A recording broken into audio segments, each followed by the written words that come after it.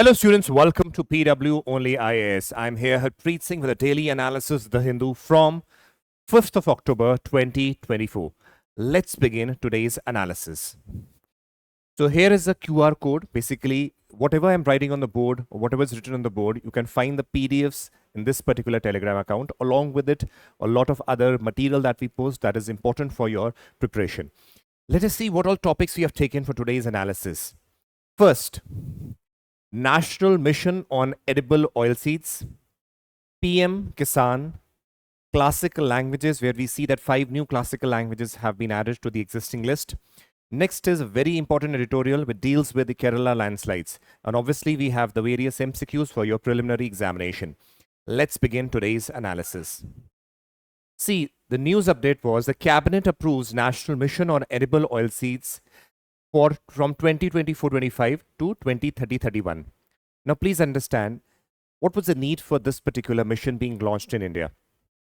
See, currently India is dependent on imports, which account for 57% of the domestic demand of the edible oil. So we are heavily dependent on the imports. So this mission is basically boosting the indigenous production so that we can basically meet the major requirements from the domestic production itself. That is why this mission has been launched. Now, with an outlay of 10,103 crores, so approximately 10,000 crores have been basically allocated to this particular mission. Well, this becomes again very important because, see, past few years you are seeing the question on millets have been repeatedly coming, right? Now, this is also one area of oilseeds which is very, very important or critical for your examination, prelims and mains. So in the prelims, obviously, you can be asked questions with respect to the provisions that are given here. And in the mains, they can ask you, examine the problems with respect to the oilseeds production in India. What has the steps that the government has taken in order to boost its production? So you can be asked questions like that. Let's see. Mission focus is on. So what is the focus of the mission?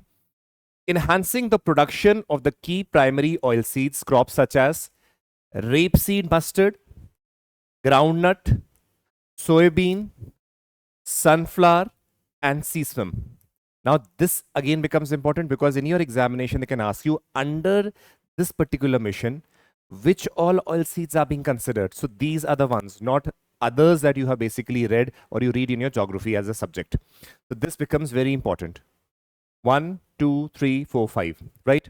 Next, increasing collection and extraction efficiency from the secondary sources like cotton seeds, rice bran, and tree-borne oil also. So what is happening is primary focus is over here, but also from the existing ones, from let us say the cotton seed, rice bran, and tree-borne oil, this is also being emphasized. The primary emphasis here, along with it, emphasis on these sources also. Next, target to increase domestic edible production to approximately 25.45 million tons by 2030-31. Now, if this target is achieved, then what will happen? Meeting the 72% of the domestic demand through the indigenous production would be met. So that means that would be a release on the foreign exchange also, and we would be meeting from our domestic demand or the production that is being done domestically. So this becomes very important from that perspective. Let's move ahead. Over 600 value chain clusters will be developed across 347 unique districts in order to targetedly produce, or let us say increase the efficiency with respect to the oilseed production. Next is mission will harness ongoing development of high quality seeds by using cutting edge global technology. So that means emphasis over here is we will be using technology, even genome editing. That means this again, genetic engineering concept basically comes into being over here. So that means genetic engineering is also being emphasized in this particular mission. This is to be understood very categorically. This can be asked in your prelims as a statement. Mission aims to enhance domestic oilseed production, advancing the goal of Atmanirbharta, that means self-reliance, increasing farmers' income, along with it, conserving the foreign exchange. So this basically has shown you what the aim of the mission is and what are we going to, or how are we going to benefit if this mission is successful. That is what is important. So that was from that particular article, becomes very important for your general studies paper 3 and your preliminary examination. Now see, there was an article in the newspaper, Prime Minister to release Kisan scheme funds today in Maharashtra. So now this is one of the installments that is going to be released in Maharashtra. So for that, it becomes important for us to understand what this scheme also is.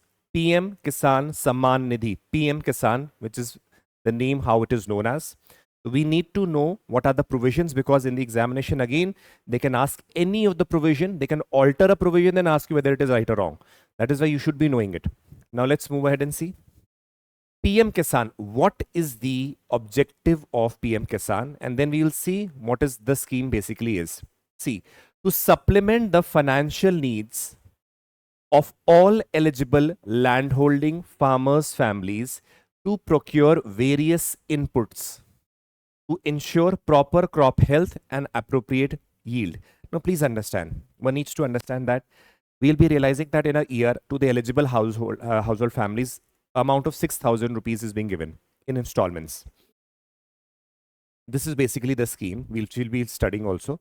But what is the need when the money is being given? What is the aim? Now, remember one thing. The aim is that when the money is being given to the farmers, they will use that money to let us say buy some, let us say, tool, some technology through which they can increase the yield of the land on which they are basically practicing agriculture. This is the major objective. Please understand, others will be secondary because obviously the yield will increase, then their income will also increase in a long term. But major objective is financial needs through what is the aim? That the families will be helped in procuring the various inputs to ensure proper crop health. So inputs, so let us say some quality seeds, or let us say some inputs in the form of fertilizers, pesticides. So whatever inputs are there, so that in a long term you'll be realizing that that will be beneficial for the productivity and production, and in a long term that will be helpful in increasing the income of the farmers, which will be financially assisting, because 6,000 per se is not a very big amount. But government, with the assumption that the farmers, when given this amount, will be using for some inputs that they will be using for the agriculture production or productivity increase. That is what is the aim. Now, everybody is not eligible for that. We will see who are eligible also. Let us see the dimensions. As we move ahead, you will be seeing which is a nodal ministry. Now, Ministry of Agriculture and Farmers Welfare is a nodal ministry for this type. It is a central sector scheme. You very well know, we had done earlier also, there are two types of schemes which we broadly categorize: central sector scheme and centrally sponsored scheme. Central sector schemes are those schemes where the complete financing is done by the central ministry. Centrally sponsored schemes are those where there is a percentage, let us say 60-40 or 90 or 9:1 ratio, where certain contribution would be made by the center and other contribution part would be made by the state. So those are centrally sponsored. This is central state sector scheme. That means complete financing is done by the union ministry. Benefits: an amount of 6,000 per year is released by central government in 3 equal installments of 2,000 rupees. Now, in the article, when we see, it is said that release of Kisan scheme, we will be seeing that rupees 2,000 is being released. So that means this is one of the installments that is being released as mentioned here. That means 6,000 per year is to be released in 3 installments of 2,000 and each every 4th month to the eligible farmers family. Please understand, in the examination they can write all farmers in India are eligible for the scheme. No, they are not. If they want to make the question a little more difficult, what they can do is they can put who all are eligible or who all are not eligible in the following list. They can do that also. We'll be seeing that list also. So, Nodal Ministry, Agriculture Ministry, Central Sector Scheme, 6,000 rupees is to be released by the central government in installments of 2,000 rupees each to the eligible farmers' families. Now see, over here the scheme also says that land record is mandatory with the exception of forest dwelling northeastern states and the Jharkhand. Other states have to maintain because they have their own maintenance of land records. So that is, they are treated as separate entities. Identification, responsibility of the state to identify the beneficiaries. Grievance redressal, the grievance redressal committee preferably to resolve any issue that arises within 2 weeks. If the complaint is raised that we have not received the amount, or there is certain discrepancy, or we have received, let us say, a lesser amount, or some problem is there, then you can raise the issue with the grievance redressal committee. The committee has to preferably, or mostly, they have to resolve the issue within the 2 weeks. Now, this is a better or a good dimension, because the Administrative Reform Commission second report also basically categorically stated that a strong grievance redressal mechanism is a must for implementation or effective implementation of any scheme. So that is why this component is also there. Now comes an important dimension, that who all are excluded from this scheme, right? See, pensioners with monthly pension of greater than equal to 10,000 excluded. All serving or retired officers of government or public service enterprises excluded. Professionals like engineers, doctors, etc. excluded. All institutional landholders excluded. Former or present constitutional post holders will be excluded. Former or present mayors, or let us say chairperson of the district panchayats, excluded. Former or present legislatures or ministers at the central or at the state level will be excluded. If you are coming in any of these categories, you will be excluded from the PM-Kisan scheme. Now, this becomes important because they can pick up one statement and put it in your prelims. That is why reading and understanding this is very important. You will be having the access to this PDF through the Telegram account. You can download it. If you want, you can copy it as per your wish. Next topic. Now, this topic again is important, is with respect to the classical languages. Now, the question on classical languages has been repeated in your preliminary examination also, and it can be asked in your mains with respect to GS paper 1 in art and culture, right? Now, why this particular topic is in news? Please understand, the Union Cabinet has approved classical language status for 5 more languages. So that means 5 more languages have been given the status of classical language. Now, before we see what are those languages, what were the old languages, we need to understand what are classical languages, what is the criteria for identifying the classical languages, and the dimensions associated with them, and then we'll see what all languages have been added. Now let us see what are classical languages. See, this is again, the resource is from the Ministry of Culture. So whatever is being put over here is from the resource of Ministry of Culture. So let us see categorically what basically it entails. Classical languages. These are also referred to as Shastriya Bhasha. Bhasha is a basically Hindi word for language. Shastriya, again over here representing your culture aspect. So it is referred to as a classical bhasha. That means classical language is being represented through the word Shastriya Bhasha. Refers to languages with a deep historical background. Those languages which have a deep historical background. Rich literary tradition, that means they have rich literature associated with those languages, and a unique cultural heritage. Now, this is a definition that is given by the Ministry of Culture, but we need to understand that merely knowing this definition is not what is expected from a civil services aspirant. You need to know the criterias also and other details regarding how we identify a language as classical language. See, this is a definition. Now comes the criteria, because if you want to identify, there has to be certain criteria. Now see, first is ancient origin. That means that having high antiquity, that means antiquity means very old, of its early text or recorded history over a period of, let us say, 1000 or 2000 years. That means antiquated or very old language. It has something to do with past a lot, or let us say close to 1500 to 2000 years. So that means it will be representing the India's culture of the past. That is again an important dimension. Next is literary heritage. That means language should contain a body of ancient literature or text, because see, if there is a lot of literature or text associated with that language, that enriches the veracity or the authenticity of that language being old. And obviously it will be having a lot of text, so it will be easier to show that it is representing a major part of the Indian culture and an ingredient or element of the Indian culture for that matter. So that means literary text should be a very important aspect, that because it denotes an overall the heritage of India also. Next is originality. Literary tradition should be original and not borrowed from another speech community. That means if a language is there, there has to be originality in that. If a complete copy is of some other language or a speech community, then that will not make it unique. And why that status of a classical language be given to that particular language? So that is the reason. So originality becomes another important factor as given by the Ministry of Culture. Next is discontinuity from the modern avatars. Avatars matlab, that means ki different branchings or new offshoots that come.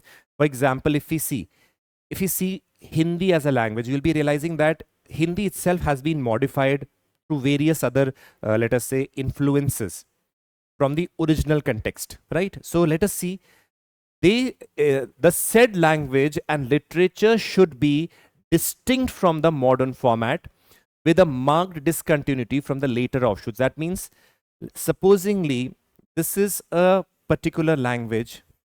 Now, over the time, various modifications had been done.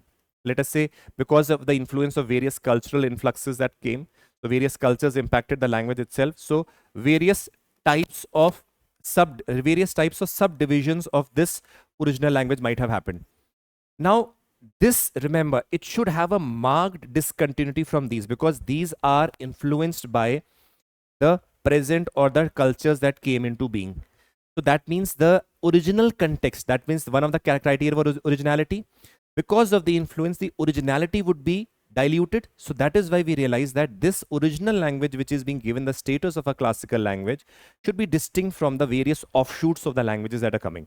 These are, let us say, one form of the language, 2, 3, 4, 5, and so on and so forth. So that means, what does it say? Distinct from the modern formats. What these are supposedly the modern formats of a particular language with a marked discontinuity from the later offshoots. So this means a uniqueness or originality needs to be there and different from the contemporary aspects, because these contemporary editions are basically diluted the original content of the content or format of the traditional language which you're talking about. So that means this is also one of the criteria that is present over here, that is discontinuity from the modern avatars. Based on these criteria, we realize that we see that we try to identify certain languages as, let us say, classical languages. Now let us see with respect to classical languages. Please understand now this, why I have written the years over here. It is important. Why? In the examination, they can ask you that the first language to be declared as a classical language was among the following, 1, 2, 3, 4. Now, in that time, what you would have done is you would have read that 5 languages have been added. That is fine. Which was the first one? So, brief idea with respect to this is also very, very important. First was Tamil to be declared in 2004, then Sanskrit 2005, Telugu 2008, Kannada also 2008, Malayalam in 2014, Odia in 2014, Malayalam was 2013 and Odia in 2014. Now, what the 5 languages have been declared are Marathi, Pali, Prakrit, Assamese and Bengali in 2024. So please remember, because it is declared in 2024, an important element, question can be asked anything related to this, or let us say the criteria for that matter, it is present. So do always remember in mind, any news that come into being, you need to know the historical, present, contemporary aspect or benefits that particular thing entails. So this is something that you should be aware of. Moving ahead, what are the benefits? So what happens is, once a language is declared as a classical language, there are a lot of benefits to that. Academic and research support, establishment of center for excellence of studies in that particular classical language. So that means center of excellence can be established for the language that is declared as a classical language, a good add-on benefit. International awards, there are 2 international awards for the scholars in the particular language. So that means in order to boost the research studies in that classical language, we have international awards. It is not necessarily confined to, let us say, India. People from other countries, also scholars who are working on those languages, can also be awarded. That is why the international awards are there. Professional chairs, UGC, University Grants Commission, is requested to create academic chairs for the languages in central universities. So that means in order to boost or promote the language at the university level also. So professional chairs are also requested for the UGC to be declared. Next, cultural recognition, to honor the literary and historical contributors of these languages. Again, cultural recognition. Job creation, because see, Once a language is declared as a classical language, various dimensions, let us say preservation or interpretation and various other dimensions with respect to the text and literature of that particular language will become important. So that is also a means of job creation. Let us say preservation, documentation, and digitization of digital text will create employment opportunities. Now, let us give an example. Supposing a language over here is declared as a classical language. Now you will be seeing that it will be recognized in, let us say, the central universities, courses will be launched, Center of Excellence is being launched. So we will be seeing that lot of literature publication, lot of courses further inwards research will be coming up. So what will happen? That will create a lot of opportunities with respect to these areas, preservation, documentation, with respect to digital world, companies associated with that, people associated with those particular knowledge that will basically be aiding in the employment creation. So this is also one of the benefits of the language being declared as a classical language with respect to the criteria that has been marked. Let's move ahead. Now, this is again a very, very important editorial that we see over here. Please remember, this is important with respect to because it talks about how Kerala, from once being considered as a disaster-free area, is now one of the most vulnerable areas with respect to the disaster that are happening repeatedly in Kerala. With respect to this article, I found certain problems and errors also that I will be showing to you. It is not only because this article mentions that there has to be mapping of the zones with respect to landslides and all, but we realize that in 2019 that was already done. Though the editorial mentions that we need to have the mapping with respect to the disaster that can happen with respect to landslide, we have already done. The problem that arose is rapid urbanization at which is taking place in the state of Kerala is being not checked. Now, there lies the loophole with the district administration and the state governments who are basically relaxing the rules with respect to those regions where these activities are basically taking place. That is what creates an issue. So just have a look over here. We will be seeing that the topic is Kerala urgently needs to identify the risk zone. I will be telling you there is an error with self over here. Just before we begin the analysis, understand. In 2009, this is the National Disaster Management Authority. Already the demarcation of the zones was done. 2019, the report with respect to the landslide came. This was already done. But the problem over here, see, I'm contradicting the editorial also over here. As an aspirant, when you are studying, you need to understand that what is written in the editorial does not mean that is perfectly correct. You yourself get inspired, read, understand what the view is. It doesn't mean that you agree.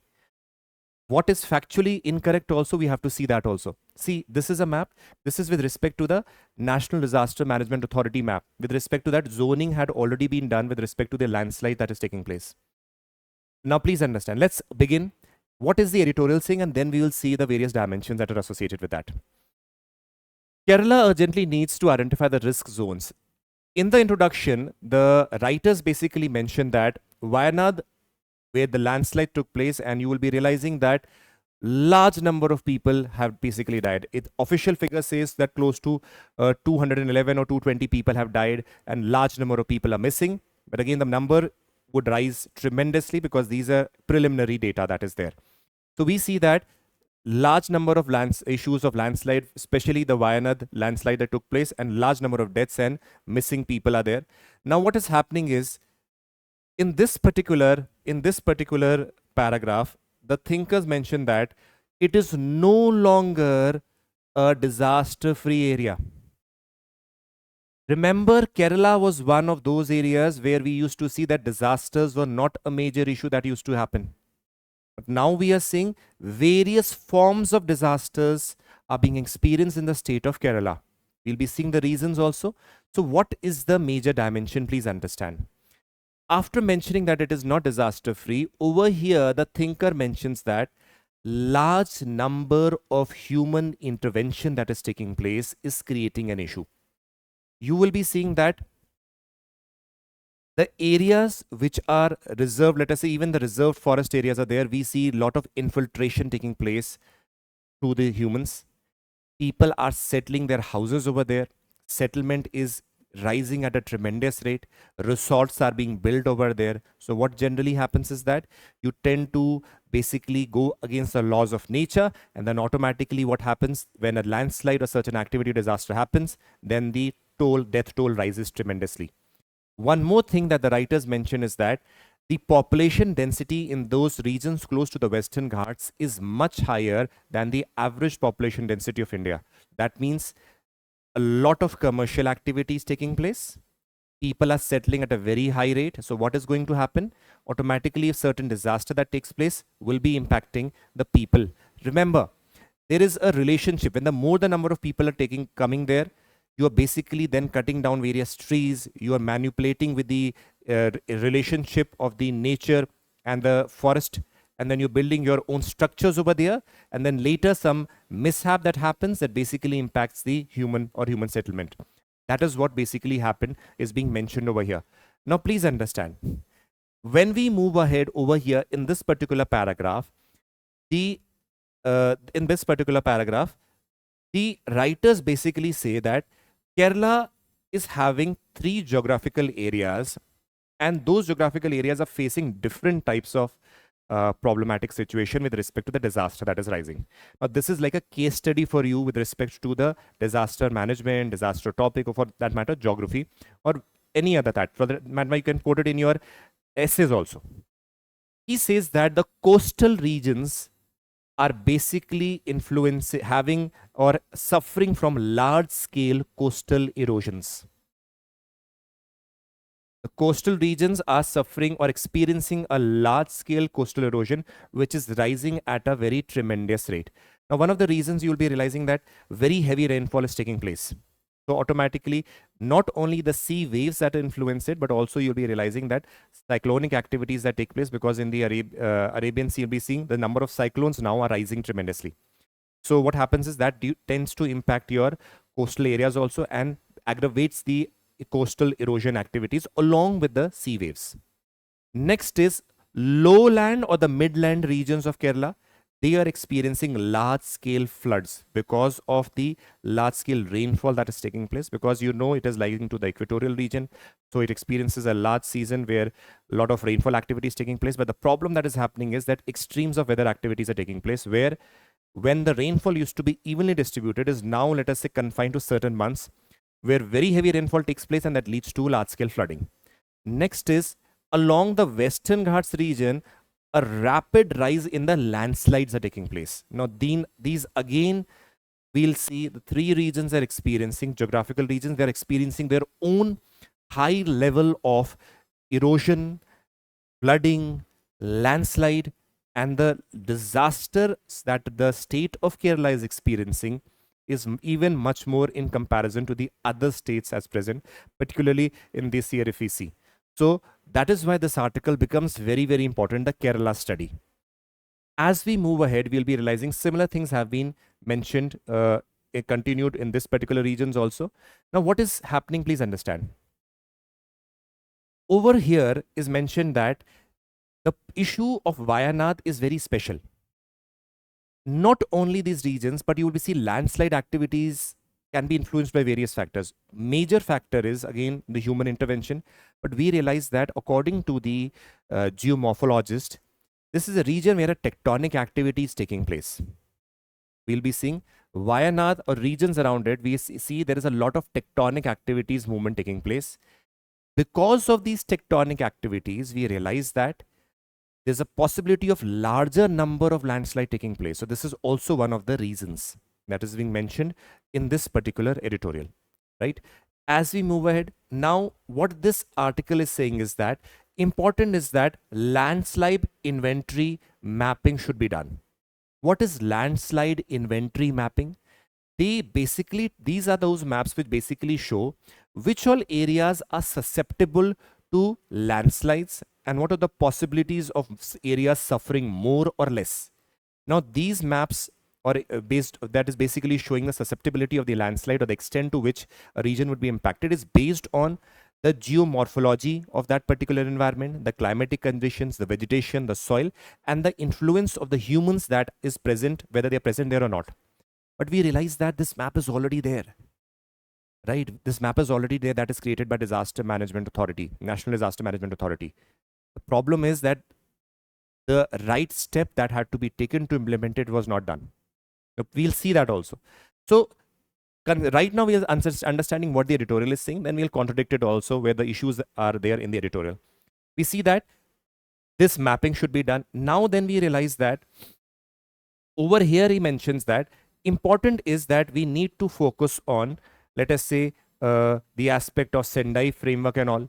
Those dimensions become very, very important and other things that need to be done. But along with it, please understand, when we are reading this particular thing, another impact that is coming of late with respect to the recent studies is we saw the aspect of mapping and all, but we realize that certain dynamic issues are also rising. What are the dynamic issues?